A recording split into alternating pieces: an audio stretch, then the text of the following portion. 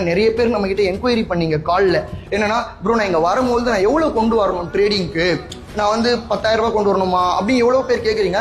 So தெரிஞ்சு வச்சுக்கோங்க, கம்மி காசு இருந்தால் கூட நல்லா சம்பாதிக்க முடியும். ஸ்கில்லு தான் இம்பார்ட்டன்ட்னு தெரிஞ்சுக்கோங்க. ரியல் அக்கௌண்ட் தான், லைவ் அக்கௌண்ட்டு. நம்மளுடைய ஹிஸ்ட்ரி காட்டுறேன். டெபாசிட் பார்த்தீங்கன்னா $50, $50 நம்ம டெபாசிட் பண்ணியிருக்கிறோம். ஸோ ஒரு ஆல்மோஸ்ட் 26 டேஸில் $50 நம்மளுடைய டெபாசிட் அமௌண்ட்டு.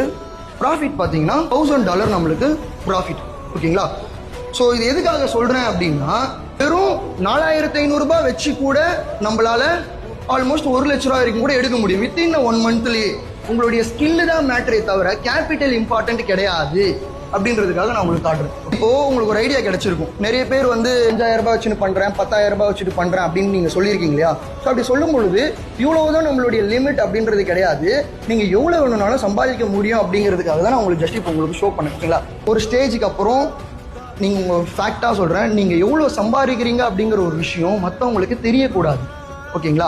சோஷியல் மீடியாவில் நான் இப்போ இவ்வளோ சம்பாதிக்கிறேன்னு நான் சொல்கிறேன்னு வச்சுக்கோங்களேன், என் ஃப்ரெண்டு பார்ப்பான், எல்லாருமே பார்த்து பரவாயில்லையே நல்லா இருக்கிறானே. அப்போ என் ஃப்ரெண்டு என்ன கேட்பான், மச்சான் நானும் 5000 ரூபாய் தரேன், மாதம் இந்த மாதிரி எனக்கு 1 லட்ச ரூபா எடுத்து கொடுன்னு சொல்லுவான். ஆமாவா இல்லையா? ஃபேக்டா இல்லையா ப்ரோ? ட்ரேடிங்கோடைய கஷ்டம் நம்மளுக்கு தெரியும், எவ்வளோ கஷ்டப்பட்டிருப்போம் இது கற்றுக்கிறதுக்கு, எவ்வளோ எடுத்துன்னு வந்திருப்போம். ஆனால் மற்றவங்களுக்கு தெரியாது.